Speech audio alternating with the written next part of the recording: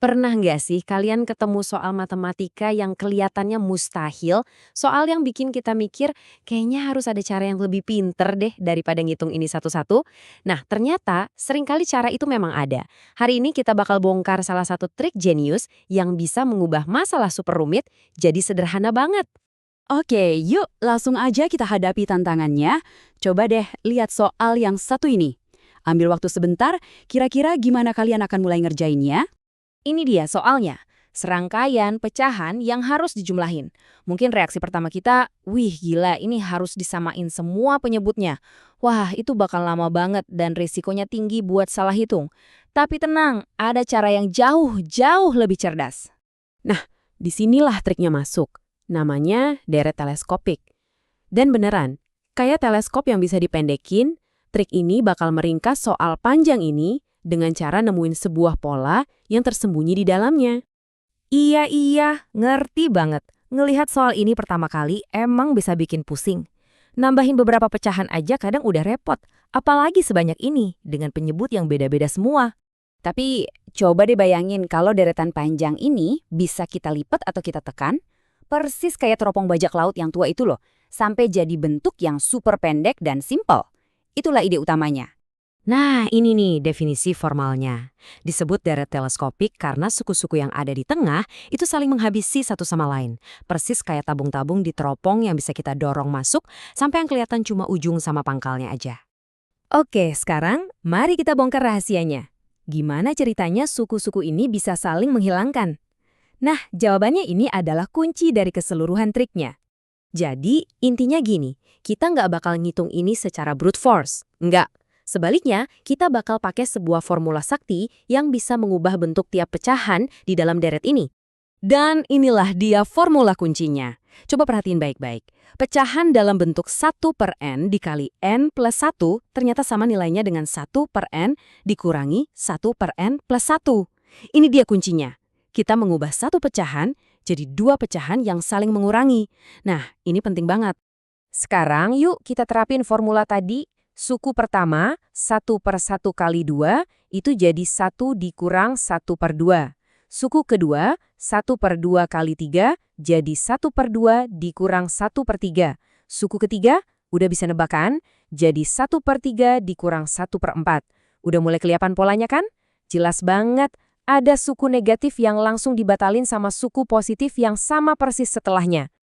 Dan inilah cantiknya desain deret ini. Suku-suku di tengah itu emang sengaja dibuat buat saling memakan satu sama lain. Minus setengah ketemu plus setengah, dan suret, hilang. Minus sepertiga ketemu plus sepertiga, hilang juga. Dan gitu terus sampai akhir. Oke, sekarang kita udah punya senjatanya, yuk kita balik lagi ke soal awal tadi dan kita taklukkan dengan cara yang elegan. Nah, kalau kita tulis ulang semua soalnya pakai formula tadi, jadinya kayak gini nih. Sebuah rantai panjang dari suku-suku positif dan negatif yang saling bersahutan. Dan sekarang, ini bagian paling serunya. Lihat nih keajaibannya. Minus setengah dan plus setengah hilang. Minus sepertiga sama plus sepertiga berikutnya hilang juga. Proses ini bakal terus jalan kayak efek domino, ngeruntuhin semua suku yang ada di tengah. Dan ini benar-benar ngegambarin analogi teleskop tadi kan? Setelah semua bagian tengahnya didorong masuk, alias saling menghilangkan, yang sisa ya cuma bagian paling depan dan paling belakang aja. Jadi, deret yang tadinya kelihatan super ribet, sekarang terlipat jadi cuma satu operasi pengurangan super simple, 1 dikurangi 1/10. Bisa lebih gampang lagi dari ini? Dan hasilnya tentu aja 9/10. Selesai. Nggak pakai kalkulator, nggak pakai pusing-pusing nyamain penyebut. Kita bisa nyelesain soal ini cuma dengan mengenali sebuah pola yang elegan. Tentu aja, ini bukan cuma soal satu trik matematika doang ya. Ada pelajaran yang lebih besar di sini. Jadi, kenapa sih kemampuan buat melihat pola ini penting banget? Prinsip melipat atau teleskopik ini ternyata bisa dipakai di banyak tempat lain. Ada variasi formula buat bentuk deret yang berbeda, bahkan buat yang jauh lebih rumit. Kuncinya tetap sama, nyari cara biar suku-suku di tengah bisa saling menghabisi. Tapi tunggu, jangan salah paham.